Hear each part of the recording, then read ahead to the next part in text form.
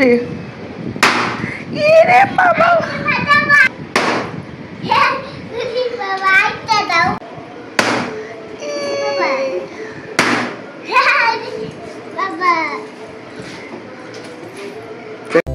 আসসালামু আলাইকুম। Hello everyone, কেমন আছেন সবাই? আশা করছি আপনারা সবাই অনেক বেশি ভালো আছেন।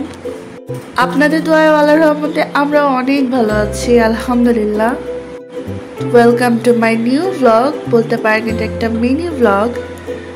আজকে আমার মেয়ের বার্থডের পরের দিন আপনাদের ভাইয়ার খুব খুব খুব আবদারে আজকেও আমি বাসমতি চাল দিয়ে আর এই সোনালী মুরগিটা দিয়ে বলতে পারেন মোরগ পোলাও রান্না করব। আপনাদের ভাইয়া আমাকে অনেক দিন ধরে এই মোরগ পোলাও খাবে খাবে করে অনেক নাজেহাল অবস্থা করে দিয়েছিল। তো যাই হোক, আজকে আমি তার আবদারে এই মোরগ পোলাওটা রান্না করছি।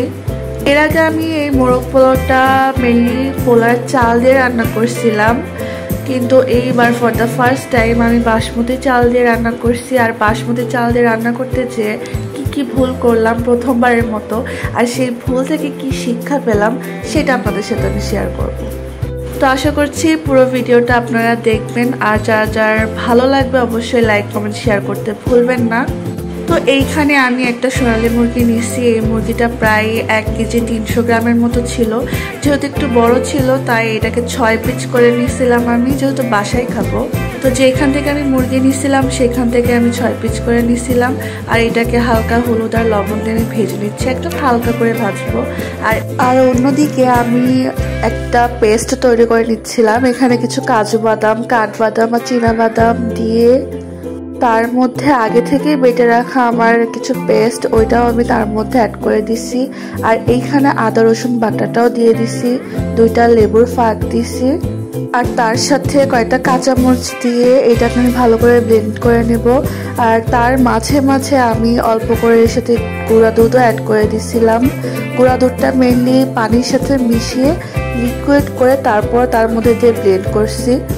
গুঁড়া দুধটা দেওয়ার ফলে কিন্তু টেস্টটা আরও বেশি এনহ্যান্স করে, এজন্য এর মধ্যে 1 প্যাকেট হলেও বা 1 চা চামচ হলেও গুঁড়া দুধ ইউজ করবেন। আর এইখানে মুরগিগুলোকে একদম নামে শুধু হালকা করে ভেজে নেব, এটাকে সেদ্ধ করার কোনো প্রয়োজন নেই। আর ওভার যে একটা ভেজে ফেলা সেটারও কোনো প্রয়োজন নেই।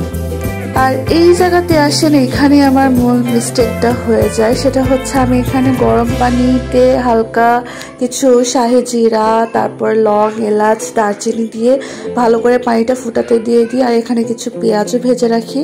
ওই পানিটার মধ্যে আমি মেনলি বাসমতি চালটাকে সেদ্ধ করে নেব। এইখানে আমি হালকা তেলের মধ্যে কয়টা এলাচ আর লবঙ্গ দিয়ে হালকা জিরা দিয়ে পেস্টটা দিয়ে দিলাম। আর এখানে একটা রাঁধুনির যে রোস্টের মশলা এইটা ইউজ করছি। আর তার সাথে ইউজ করছি গুঁড়া দুধ, সেটা আমি ভালো করে লিকুইড করে নিচ্ছি। আর এইখানে টমেটোর সস দিয়ে দিলাম প্রায় 1 চা চামচের মতো। সবগুলো ভালো করে মিশিয়ে নিয়ে আমি যে মুরগিগুলো ভেজে রাখছিলাম সেগুলো ভালো করে দিয়ে দিচ্ছি। মুরগির মাংসগুলোকে আমি খুব ভালো করে সেদ্ধ করে নিব, যেহেতু এটা সোনালী মুরগি তো একটু সেদ্ধ হতে একটু টাইম লাগবে।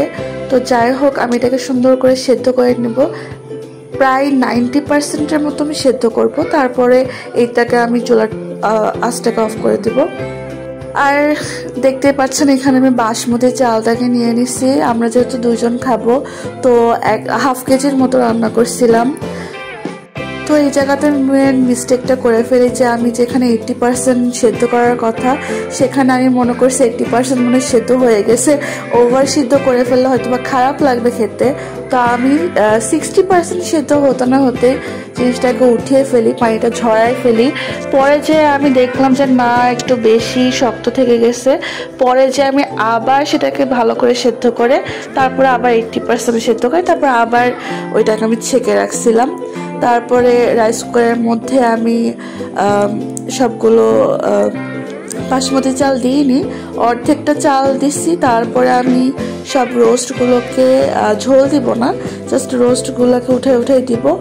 তারপরে ওর উপরে আমি আবার সেই বাসমতি চালের রাইসগুলো দিয়ে ওটাকে একদম দমে রেখে দেবো প্রায় আধা ঘন্টার মতো। এইটা যতখানি দমে রাখা যাবে ততই ভালো। আর এইখানে আমি অফ ক্যামেরায় কিছু পেঁয়াজের বেরেস্তা আর লিকুইড করা মিল্ক সেটা আমি দিয়ে দিছিলাম, যেটা আমি দেখাতে ভুলে গিয়েছি। আর বলতে পারেন আসলে রান্না করতে করতে ভিডিও করা হয় না একটা হাতে, আর আমার স্ট্যান্ডটাও আমি বাসায় রেখে আসছি, যার জন্য আমি এখানে ঠিক মতো আপনাদেরকে বুঝাতে পারছিলাম না, জানি না কতটুকু বুঝাতে পারছি। তো যাই হোক, এটাকে আমি দমে রেখে দেব। আর তো দমে রাখার পরে আমি যখন এটাকে একসাথে মিক্সড করছি, জাস্ট দেখেন কতটা ঝরঝরে হয়েছে আর কতটা দেখতে লোভনীয় লাগছে। এইটা আমি প্রথমবারের মতো ট্রাই করছি, আর প্রথমবারে যে এত ভালো হবে আমি তা কল্পনাও করতে পারিনি। আপনাদের ভাইয়া খেয়ে জাস্ট বলছে মুখে লেগে থাকার মতো স্বাদ। আপনাদের ভাইয়া এটা খাওয়ার পর আমাকে বলছে এটা আমি আরও আরও আরও খেতে চাই, তুমি আমাকে এর পরেও আবার রান্না করে খাওয়াবা।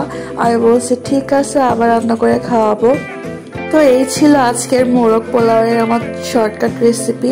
এর সাথে আমি যে মোরগ পোলাওয়ের যে একটা রোস্ট রান্না করেছিলাম সেগুলোর ঝোল আমরা আলাদা করে দিয়েছিলাম, ঝোলটা জাস্ট অমৃত ভাই, অমৃত। তো এই ছিল আজকের ব্লগ। কেমন লাগলো সবাই অবশ্যই অবশ্যই কমেন্ট করে জানাবেন। ভালো লাগলেও কমেন্ট করবেন, খারাপ লাগলেও কমেন্ট করবেন। আর কি কি জানতে চান অবশ্যই জিজ্ঞেস করতে পারেন, কি কি ভালো লাগলো না তাও শেয়ার করতে পারেন। তো আজকের ভিডিওটা এই পর্যন্তই। তো সবাই ভালো থাকবেন, আমাদের জন্য দোয়া করবেন, আর বেশি বেশি শেয়ার করে দিবেন। আল্লাহ হাফেজ।